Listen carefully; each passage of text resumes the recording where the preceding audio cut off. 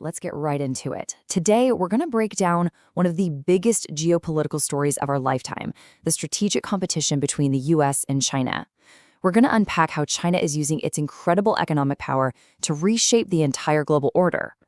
And this quote from our source material really sets the stage. This isn't just about trade numbers or who has the biggest GDP. No, this is a fundamental contest for influence that touches literally everything, from the tech in your pocket to military power. And it is happening right now. So to really understand this challenge, you have to start at the beginning, with the absolute foundation of China's power, its jaw-dropping economic transformation. Let's put some numbers to this, because they're pretty wild. To really get a feel for just how fast this all happened, I want you to think back with me to the turn of the millennium, the year 2000. Not that long ago, right? Back then, China's economy was a big deal for sure, but it was ranked 6th. 6th in the world?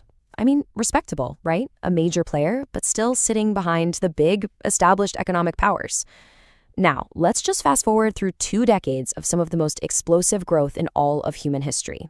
So, where does that very same economy stand today? Well, the answer is staggering. It's number 2. And get this, our source material points out that by some measures, like what you can actually buy with your money, it's already surpassed the United States. This is a seismic shift, a complete reordering of the global economic landscape, and it's happened at a speed that's honestly hard to wrap your head around. And it's not just about one big GDP number, right? That's what's so interesting here. China is the world's factory, the largest manufacturing base on the planet. It's the world's biggest seller with the top export network. And it's also a massive customer with the second largest consumer market. These 3 things just feed into each other, creating this unbelievable economic engine. So you've got this massive economic engine, right? With these 3 pillars just churning away. So the next logical question is, what do you do with all that power? Because, having a giant economy is one thing, but strategically using that economy as a tool, well, that's a whole different ballgame. The term our source material uses for this is geopolitical engineering. And it's this idea that, things like trade and supply chains, they're not just about business anymore. They're tools. They are levers you can pull to achieve political goals, whether that's building alliances, getting leverage over another country, or just projecting your power across the globe. So what does this toolkit actually look like in the real world? Well, we've got some great examples here. You've got trade deals that are structured to pull smaller nations closer into Beijing's orbit. Then there's the control of critical supply chains. And think about what that means for everything from medicine to the rare minerals that power our phones. And of course, there's the huge Belt and Road Initiative, funding projects all over the world, and the global push of state-backed tech companies like Huawei. Okay, so the economy's the engine. Now let's talk about where the race is actually being run. What are the new battlegrounds? This next section really zooms in on where this competition between the US and China is playing out right now. And this quote from the source just nails it. It's the perfect way to think about this. The economy provides the fuel, right? The resources, the money. But the actual fight for who's going to be dominant in the future, the weapon of choice in the 21st century, is without a doubt technology. And the tech race is on in every single field you can imagine. We're talking about artificial intelligence, which is going to reshape everything. Quantum computing, which is a total game changer with the potential to break all modern encryption. 5G, the very backbone of our future connected lives. Even electric vehicles and the new space race. And the source is crystal clear on this. Whoever wins in these areas gets the strategic advantage for decades to come. But there's another battle happening, and it's a lot quieter. It's in the world of money. For as long as most of us can remember, the US dollar has been king. It's the world's reserve currency, and that's been a huge pillar of American influence. Well, China is actively trying to chip away at that, pushing its own currency, the yuan, in global trade, building new payment systems to get around US control, and even launching its own national digital currency.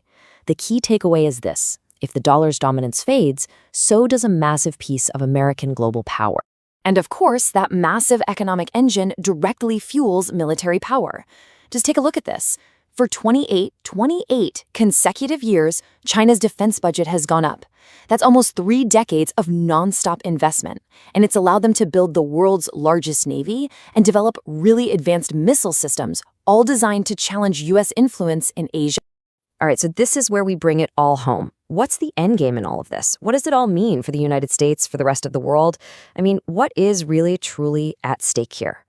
And what our source makes really clear is that the goal here, it isn't just about having the biggest number on an economic chart. It's way bigger than that. It's about fundamentally rewriting the rules of the game. The objective is to get their hands on the key levers of global power, manufacturing, technology, finance, and use them to challenge American leadership everywhere. So what's the response? Well, the source lays out this pretty clear 5-step checklist for the United States. First, you got to rebuild manufacturing at home. Then, pour massive amounts of money into innovation to stay ahead. Secure those critical supply chains we talked about so you're not vulnerable. And on the world stage, strengthen your friendships, your alliances, and do whatever it takes to protect America's technological edge. And I think this final quote just sums it all up perfectly. It's so important not to think of this as a repeat of the Cold War. It's a completely different beast. This is a fast-moving, dynamic competition. It's about whose system works better, who has the smarter strategy, and frankly, who can move faster. So, I'll leave you with the same provocative question our source material ends with. After everything we've just walked through, the sheer scale of this economic shift, the clear strategy behind it, and all these new battlegrounds, what do you think? Can the US adapt and compete to maintain its global leadership? It's probably the most important geopolitical question of our time.